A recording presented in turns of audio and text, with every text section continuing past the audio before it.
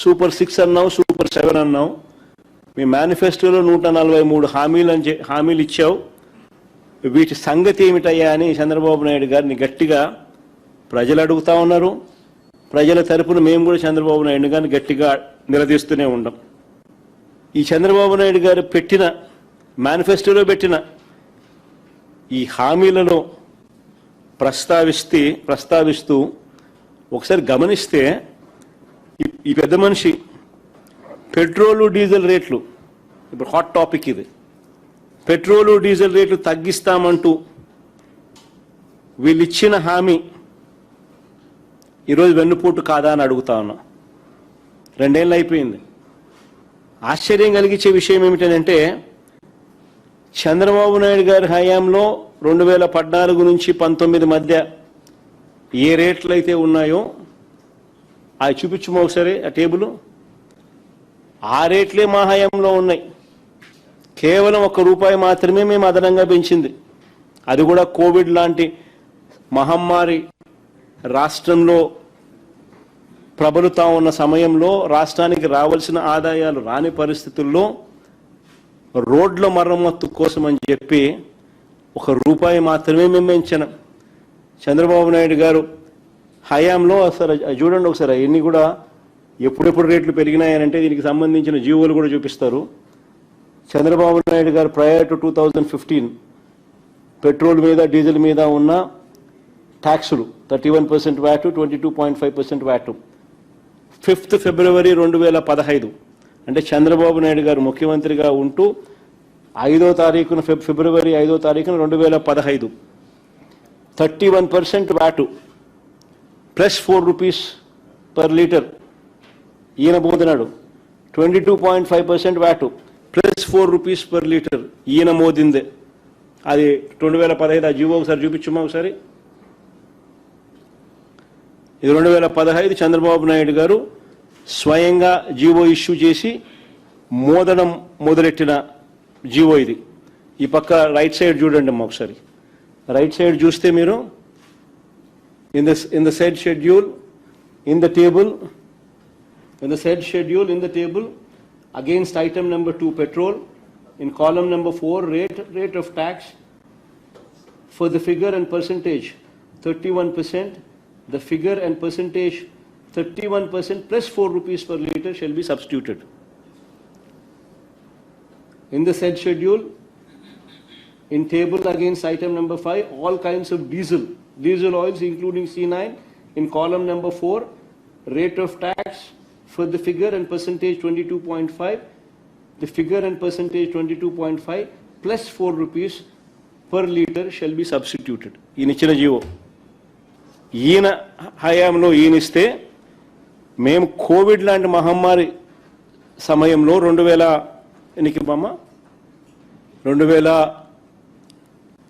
2020 September 19న మేము Covid లాంటి మహమ్మారి సమయంలో రాష్ట్రానికి సంబంధించిన ఆదాయాలు రాని పరిస్థితుల మధ్య రోడ్లు బాగు చేయడం కోసం అని చెప్పి ₹1 రోడ్ సెస్ కింద రోడ్ ట్యాక్స్ వేసినాం. అంతే మేము చేసింది, అంతకన్నా మేము ఏం పెంచలా.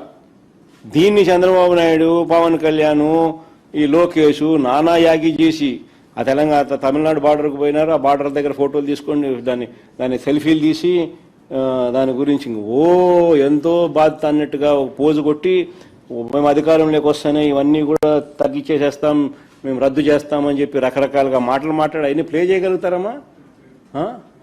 ఆ దొరన్న మాటలు ప్లే చేయవు సరే.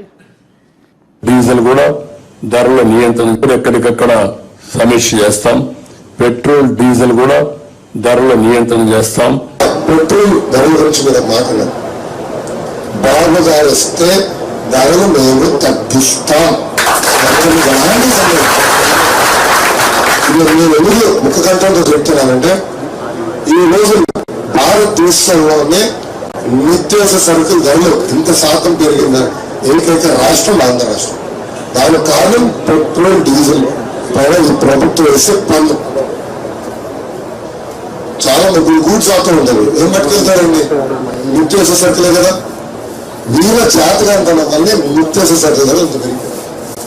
సో వీళ్ళు అధికారంలోకి వచ్చిన తర్వాత ఎట్టి పరిస్థితుల్లో మేము ధరలు తగ్గిస్తాం, మీకు పెట్రోల్ డీజిల్ అందుబాటులో తీసుకొస్తాం అని నేను తర్వాత మళ్ళీ మేనిఫెస్టో తీసుకోండి. ఆ మేనిఫెస్టో ఒకసారి చూపించము, ఒకసారి మేనిఫెస్టోలో వీళ్ళు రాసిన మాటలు అలా ఇదే మాటలు మేనిఫెస్టోలో కూడా పెట్టినారు. అధికారంలోకి వస్తూనే పెట్రోలు డీజిల్ రేట్లు వెంటనే తగ్గిస్తాము అని చెప్పి 2 ఏళ్ళు అయిపోయింది. 2 ఏళ్ళు అయిపోయింది. పెట్రోలు ధరలు అధికారంలోకి వస్తానే తగ్గిస్తామని చెప్పి పేపర్లో అడ్వర్టైజ్మెంట్లు, మళ్ళా పేపర్లో అడ్వర్టైజ్మెంట్ అది మళ్ళీ ఆయన రాయడం. ఈ 2 ఏళ్ళు అయిపోయింది. రూపాయి తగ్గకపోగా ఇప్పుడు పెట్రోల్ డీజిల్ 4 రూపాయలు పెరిగింది రేటు. నిజంగా ప్రజలు అష్ట కష్టాలు పడతా ఉన్నారు. ఓ పక్కేమో మా ప్రభుత్వ హయాంలో ఉన్న స్కీములన్నీ రద్దు అయిపోయినాయి, ప్రజలకు చేతిలో గవ్వలేదు. చంద్రబాబు నాయుడు ఇస్తాడన్న సూపర్ 6లు సూపర్ 7లు మోసాలుగా తేలిపోయినాయి. ఓ పక్క స్కీములు రద్దు, మరో పక్క ఈయన ఇస్తాననేటివన్నీ మోసాలు, మరో పక్క రైతులకు ఏ పంటకు గిట్టుబాటు ధరలు రాని పరిస్థితి. అతలాకుతలమవుతా ఉన్న గ్రామీణ వ్యవస్థ. పొదుపు సంఘాల అక్క చెల్లెమ్మలకు 0 వడ్డీ రద్దు. పొదుపు సంఘాల అక్క చెల్లెమ్మలు రుణాల పరపతి మా హయాంలో మేము స్టార్ట్ చేసినప్పుడు 25,000 కోట్లు ఉంటే దాన్ని 49,000 కోట్లకు మేము రుణాలు పెంచుకుంటూ పోతే 0 వడ్డీ ఇస్తూ, చేయూతనిస్తూ, అక్క చెల్లెమ్మలకు తోడుగా నిలబడుతూ, ఆసరా అనే ప్రోగ్రాంను అమలు చేస్తూ, రకరకాలుగా చేయూతనిస్తూ మేము తీసుకొని పోతే చంద్రబాబు నాయుడు గారి హయాంలో అక్క చెల్లెమ్మల పరిస్థితి ఎంత దారుణంగా పడిపోయిందనంటే పొదుపు సంఘాల పరపతి 0 వడ్డీ సైతం అక్క చెల్లెమ్మలకు రాని పరిస్థితి. ఆసరా కథ దేవుడెరుగు, చేయూత కథ దేవుడెరుగు. అన్ని పథకాలు రద్దయిపోయినాయి వైఎస్ఆర్సీపీ ప్రభుత్వంలో ఉన్నటివన్నీ కూడా.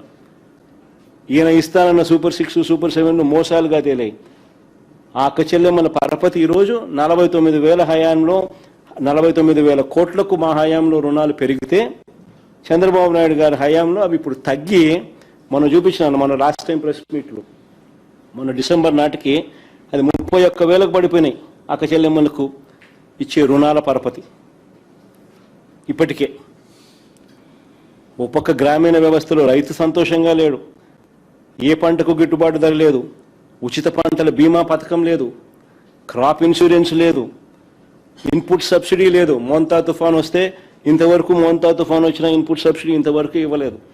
ఏ పంటకు గిట్టుబాటు ధరలు లేవు. గ్రామీణ వ్యవస్థ అంతా కూడా కుప్పకూలిపోయిన పరిస్థితుల్లో 4 రూపాయలు పెట్రోల్ డీజిల్ రేట్లు పెరిగినాయి. మరి పెద్ద మనిషి చంద్రబాబు నాయుడు గారు ఏం చేయాలి? చంపలు వేసుకొని 2 ఏళ్ల కిందటి నేను పెంచాల్సింది, కనీసం ఇప్పుడన్నా నేను చంపలు వేసుకొని పెంచుతున్నాను అని చెప్పి కనీసం సారీ చెప్పి చంపలు వేసుకొని కనీసం ఇప్పుడన్నా తగ్గించాలన్నా? వాళ్ళు పెంచిన 4 రూపాయలు ప్లస్ ఈయన తగ్గిస్తానన్న అమౌంట్ కలిసి కనీసం 8 రూపాయలన్నా తగ్గించానా లేదా? లీడర్కు మేనిఫెస్టోలో పెట్టినాడు, స్పీచ్లు ఇచ్చినాడు, ఎన్ని చెప్పినాడు. తగ్గించకపోగా ఈ మనిషి ఏం చేసినాడు తెలుసా? ఇది స్కామ్. సంక్షోభంలో స్కాములు ఎలా చేస్తారు చంద్రబాబు నాయుడు దగ్గర నుంచి మనం నేర్చుకోవాలి. ఇప్పుడు చెప్తా. ఓ పక్క ఏప్రిల్లో మీ అందరికీ తెలిసే ఉంటుంది, ఏప్రిల్లో పెట్రోల్ బంకుల దగ్గర పెట్రోల్ బంకుల దగ్గర ప్రజలంతా పెట్రోల్ దొరకడం లేదు, డీజిల్ దొరకడం లేదు అని చెప్పి బార్లు తీరిన పరిస్థితులు మీ అందరికీ గుర్తుండే ఉంటుంది. సో పెట్రోల్ దొరక్క బార్లు తీరిన పరిస్థితుల్లో ప్రజలున్న సమయంలో ప్రజలకు మంచి చేయాలన్న చంద్రబాబు నాయుడు గారు కేంద్ర ప్రభుత్వంలో ఆయన భాగస్వాముడిగా ఉన్నాడు కాబట్టి ఇంకారంతా ఎక్కువ ఒత్తిడి తీసుకొని వచ్చి ఎక్కువ పెట్రోల్ ఎక్కువ డీజిల్ మనకు అందుబాటులోకి ఉంచి కనీసం ప్రజలకు మేలు చేయాలని ఆలోచన చేయాల్సింది పోయి చంద్రబాబు నాయుడు ఏం చేశారు తెలుసా? ఐఓసీకి, ఈ ఆయిల్ మార్కెటింగ్ కంపెనీస్ ఉన్నాయి, బీపీసీఎల్, ఐఓసీ, వీళ్ళకందరికీ ఏమని లెటర్ రాస్తారు తెలుసా? ప్రజల కోసంగా లెటర్ రాసేది. అమరావతిలో కాంట్రాక్టర్లకు రీటైల్ బంకుల్లో బల్క్ సప్లై అనేది వాళ్ళకు ఇవ్వకండి, అవి రేట్ ఎక్కువ, రీటైల్ బంకుల్లోనే వాళ్ళు తీసుకుంటారు, అది రేటు తక్కువ, ఆ పెట్రోల్ డీజిల్ వాళ్ళకి ఆ డీజిల్ వాళ్ళకి అందుబాటులో ఉంచండి అని చెప్పి లేఖ రాసినాడు. ఆ లేఖ చూడు. చంద్రబాబు నాయుడు గారు ఆయిల్ మార్కెటింగ్ కంపెనీస్కి రాసిన లేఖ. అమరావతిలో కాంట్రాక్టర్ల కోసం, ప్రజల కోసం కాదు రాసింది ఆయన. దానికి కేంద్ర ప్రభుత్వం చంద్రబాబు నాయుడు గారికి చివాట్లు పెడుతూ లేఖ మళ్ళీ ఎన్నికి రాసింది. ఏమని? బుద్ధి జ్ఞానం ఉందా లేదా నీకు చంద్రబాబు? దేశంలో అసలు పెట్రోల్ డీజిల్ దొరక్క ప్రజలంతా అవస్థలు పడతా ఉంటే బల్క్ డీజిల్ కొంటే రేట్ ఎక్కువ అని చెప్పి కాంట్రాక్టర్లకు రీటైల్ బంకుల్లో డీజిల్ పోయమని చెప్పి నువ్వు బుద్ధి జ్ఞానం ముందు అడుగుతా ఉన్నావా చంద్రబాబు అని చెప్పి కేంద్ర ప్రభుత్వం చివాట్లు పెడుతూ చంద్రబాబు నాయుడుకు రాసిన లేఖ.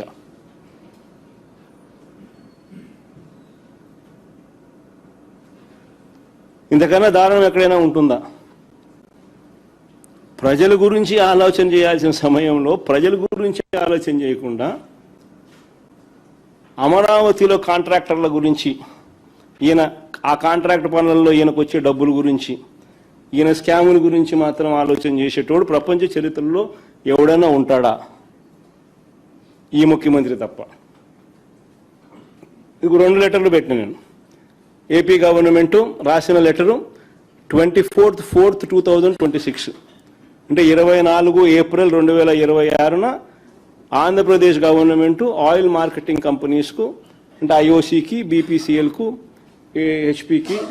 హెచ్పికి వీళ్ళు రాసిన లేఖలు. కేంద్ర ప్రభుత్వం చంద్రబాబు నాయుడును తిడుతూ చివాట్లు పెడుతూ 20 ఏప్రిల్ అంటే ఐఓసి వాళ్ళు, బీపీసీఎల్, హెచ్పి వాళ్ళు వెంటనే వాళ్ళకి ఫోన్ చేసి కేంద్ర మంత్రికి చెప్పినారు, చంద్రబాబు నాయుడు మీ కూటమిలో సభ్యుడు ఇట్లా అడుగుతా ఉన్నాడు, ఏం చేయమంటాం మమ్మల్ని, మేమేం చేయాలో మాకు అర్థం కావడం లేదని చెప్పి ఆ నుంచి వెంటనే మోడీ అంటుకున్నాడు. బుద్ధి జ్ఞానం ఉందా చంద్రబాబు నీకు? ఏం మాట్లాడుతున్నావు, ఏం చేస్తున్నావు నీకు అర్థమవుతాను. వాళ్ళు వెంటనే లెటర్ రాసినారు. అంటే ఏం ఆలోచనలు చేస్తూ ఉన్నారు? ఒకవైపున నువ్వు ఎన్నికల్లో ఇచ్చిన మాటను నెరవేర్చడం లేదు, మేనిఫెస్టోలో పెట్టిన మాటను చెత్తబుట్టలో వేస్తున్నావు. మరో పక్కన ప్రజలు ఇబ్బందుల్లో ఉంటే ప్రజల ఇబ్బందుల్లో వాళ్ళకు తోడుగా ఉండాల్సింది పోయి నువ్వు నీ కాంట్రాక్టర్ల గురించి ఆలోచన చేసి బల్క్లో వాళ్ళు డీజిల్ కొంటే 155 రూపాయలు అవుతుందని, రీటైల్ పెట్రోల్ బంకుల్లో కొంటే 101 రూపాయికే, 101 రూపాయికి లీటర్కు డీజిల్ దొరుకుతుందని వాళ్ళకు 101 రూపాయికి లీటర్ పోయమని చెప్పి రీటైల్ బంకుల్లో పోయమని చెప్పి నువ్వు లేఖ రాస్తావు.